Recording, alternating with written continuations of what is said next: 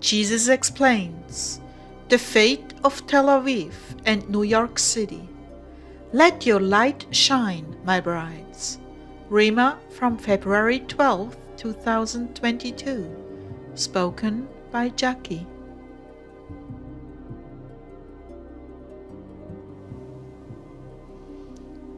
Jesus began, I want everyone who is carrying their cross and laboring to know that the end is in sight. They need to know this, Clare. The journey has been long and extended many times, but now we are nearing that window of time when it must be accomplished. The Azusa prayer rally has made its mark on the heart of the Father. How very edified he is to see this response in his people. They shall not go without their reward. And what he's referring to here is, one of our listeners had asked me, won't this make an effect, this prayer rally? I think it was going on in two different parts of the country. Won't this have an effect on the tribulation or on the judgment? And so that was in the back of my mind when he said that. And I hadn't gone looking at the news or anything to know anything about this prayer rally. It was just brought right before me. So he answered me and said,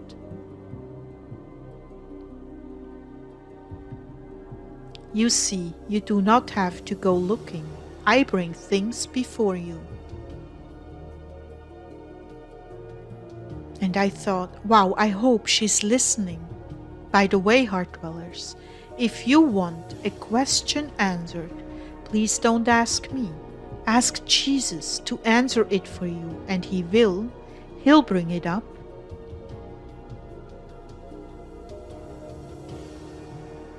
Even as was told to the child Nathan, everything could be softened by the repentance and prayers of the people. That is exactly what has happened. And there are others around the world who have responded in like kind. All in all, the judgments are being softened.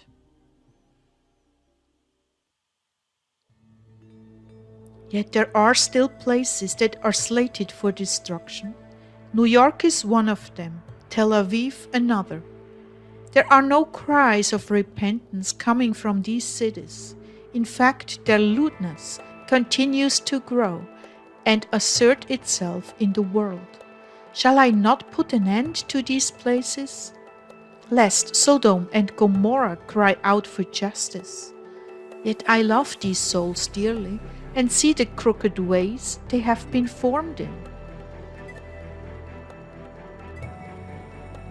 What he's talking about here is Tel Aviv is the world capital for homosexuals. So that's why he's pinpointing Tel Aviv, and New York is probably a close second.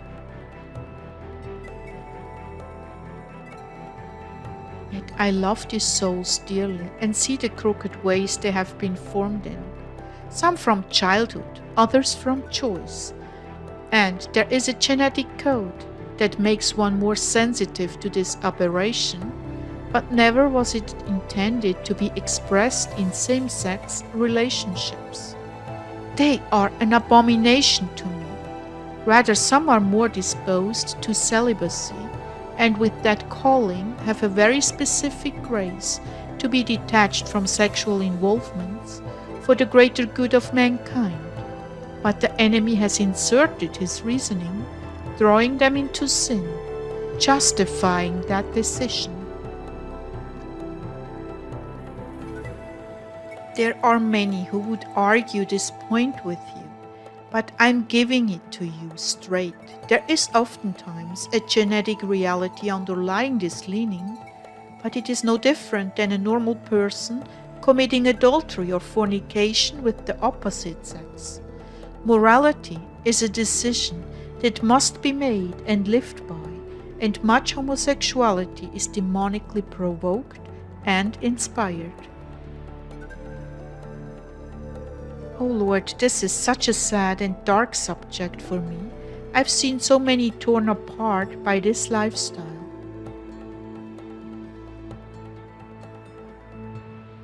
In the end, it is the logic and the demons that conspire to draw a soul into this sin, and the sins of men against women and women against men, Satan has so cleverly manipulated. But I must say that same-sex relationships can be equally, if not more, in conflict and dysfunctional. That is not the answer to a happy marriage. It is by my will and my choice that a holy relationship is formed. I alone know the path a man and woman must travel in this life. I alone know what they will pursue and not pursue.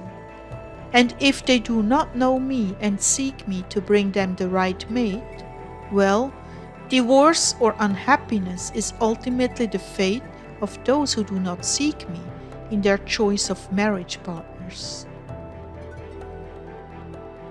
I will say that arranged marriages have greater staying power, even though they are not ideal. Because the culture has firm boundaries they are held to. This is expected to be a contract between two adults that is the fabric of the culture, so divorce is seriously discouraged. I'm not saying they are happy lives, but they are more free from the frivolity of emotions.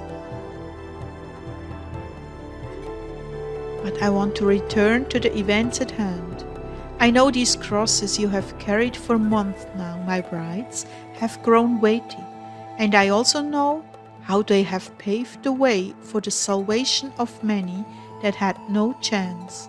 I also see the tremendous growth in you, who have willingly taken on Simon's cross on my behalf. You do not see it, but so much progress in holiness and brotherly love has been made in your lives, and your reward continues to grow, although I know that is the last thing on your minds. But I'm here to tell you that we are nearing the end, and every prayer and act of repentance on behalf of sins committed is making an impact and changing the intensity of the judgments in severity and scope. It is also playing a part in the lives of families who have intercessors. There will be extended mercy for their loved ones because they loved much and cared enough to pray for those they do not even know. They prayed because of the ache in my heart, and therefore I will move in sovereign ways to protect the ache in their hearts, the destiny of their loved ones.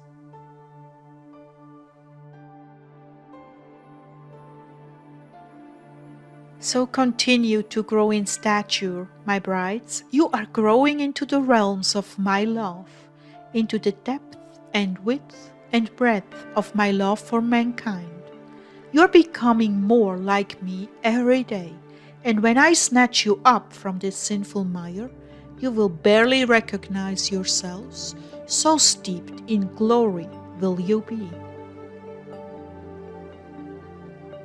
Carry on, my dear ones, you are changing the course of history with your prayers. Carry on, I bless you now with my peace and inward joy to calm your fears and stabilize you in the events yet to come. Let that joyful light, the joy of my countenance, shine out from within your hearts. You are the light of the world.